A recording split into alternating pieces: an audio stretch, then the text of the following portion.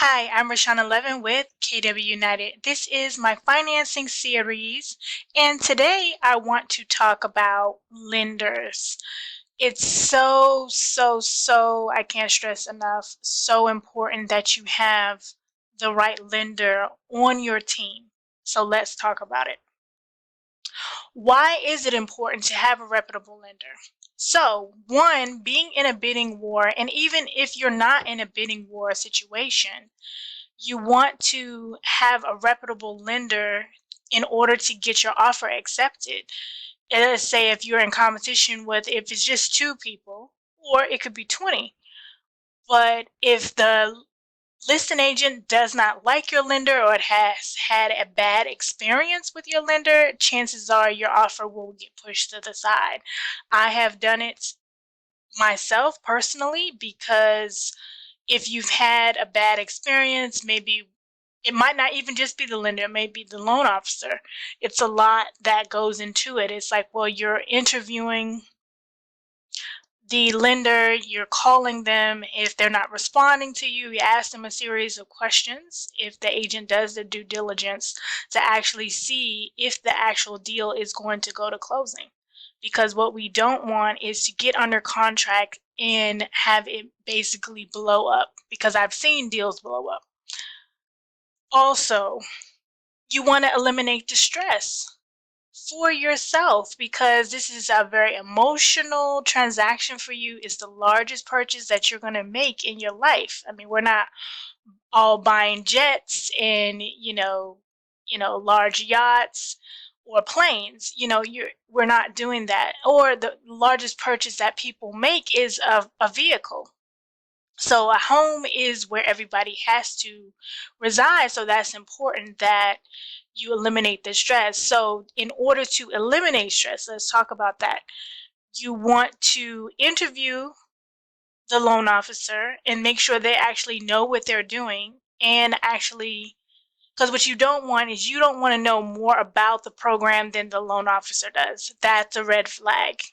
If they don't understand, especially if you're getting a first-time home buyer program, if they don't understand the ins and outs of the program, but they're claiming that they are the quote-unquote specialist, they're not a specialist if you know the program in and out other than they do. So that's going to cause you problems. That's the first thing.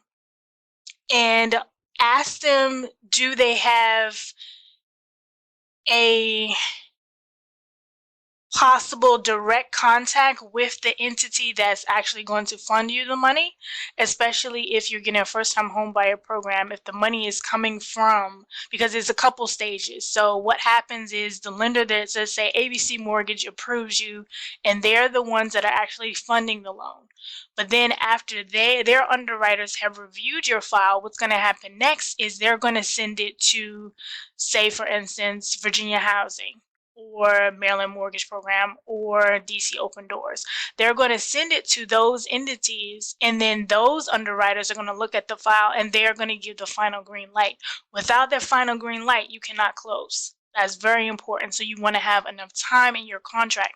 So also, what I mean with a reputable lender, don't have somebody sell you on false promises, because most of these programs on average, and especially with the workload that they have right now in today's market, you're going to need 45 to 50 days to close. So if somebody can tell you they can close in 30 days, I would need to talk to them personally. There are programs, there are lenders, I mean, that can do it, but it's very few that can do it.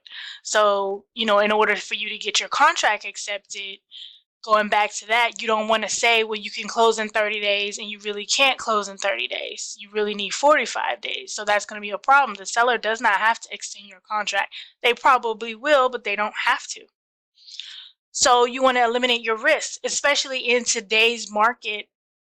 If you get to the end, and then especially if you don't, in the beginning of the contract, if you don't even have a financing contingency, your risk is there from the very beginning. So if the lender comes at the end and says they cannot fund your loan, your earnest money is gone, because you said that the contract was not contingent upon you getting financing. So now You can't get financing. Well, you said in the beginning you could. So bye-bye earnest money, basically. So it is very important to have a reputable lender. And in all my years of experience, I have seen things and nothing surprises me, but it is very important. And there's a lot of reputable lenders, but not all loan officers are reputable. I'll just say that, just as not all real estate agents are not the same either, that they could work for, 123 real estate company, but they're not, they're a bad agent or they're incompetent. So you want to have somebody on your team that understands what your situation is and what makes sense for you.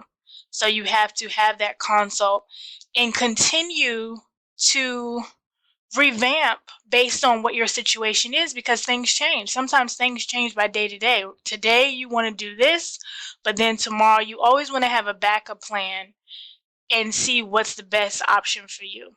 And that goes to having the right real estate agent in your back pocket and that you have hired. That's very important. So if you have any additional questions, this is my contact information. You can go to my website, rashawn11.com, or you can give me a call at 240-284-4114.